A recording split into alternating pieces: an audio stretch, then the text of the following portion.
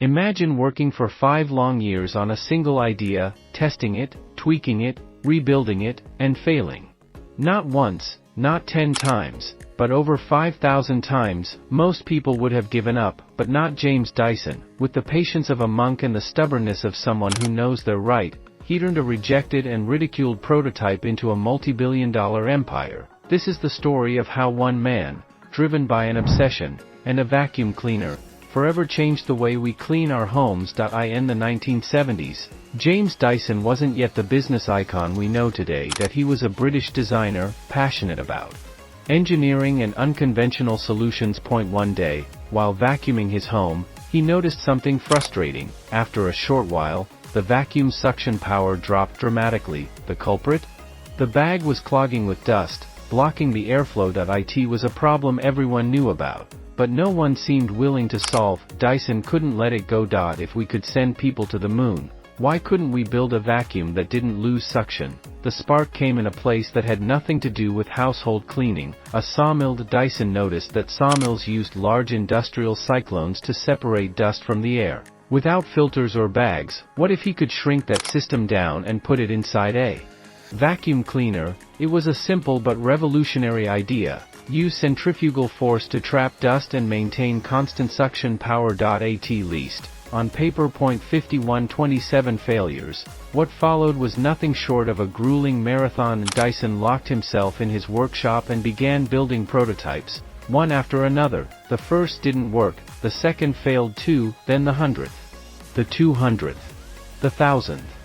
Finally, on prototype number 5127, the mechanism worked just as he had imagined. 5 years of trial, frustration, and massive expenses, partly financed by selling his own home, but the result was there, a bagless, powerful, and innovative vacuum cleaner. It was done, right? Not exactly. Convinced he had the next big thing in the appliance market, Dyson approached major manufacturers to license his invention. The answer was a unanimous no. Why? Because the vacuum bag business was too profitable. Every year, millions of households bought replacement bags. A bagless vacuum would kill that market, and no company was willing to shoot itself in the foot. For Dyson, it was a heavy blow, but instead of giving up, he decided to go all the way, alone. The first success in Japan.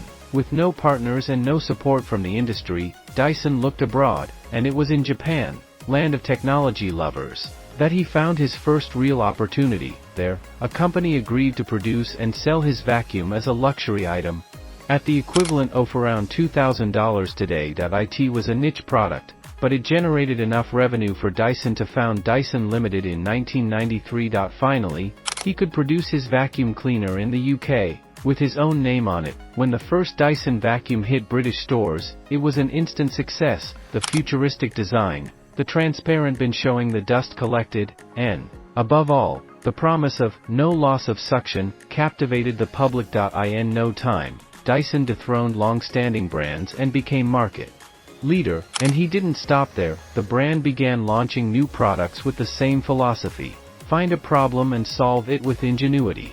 Bladeless fans, high-speed hand dryers, ultra-tech hair dryers. Every time, Dyson wasn't just selling an object, he was selling an idea of innovation. Of course, it wasn't all smooth sailing. Dyson faced lawsuits, criticism over high prices, and competitors trying to copy his technology, but his strategy remained the same: invest heavily in research and development. Today, the company reinvests about 20% of its profits into new ideas and prototypes. The message is clear: in the Dyson world, innovation never stops. The lesson of James Dyson. The Dyson story isn't just about an appliance. It's the story of a man who ignored every rejection, every "it will never work," every slam door. He proved that sometimes innovation doesn't come from industry giants, but from someone willing to fail thousands of times just to get it right. Today, James Dyson is one of the richest and most respected inventors in the world, and his brand is synonymous with quality,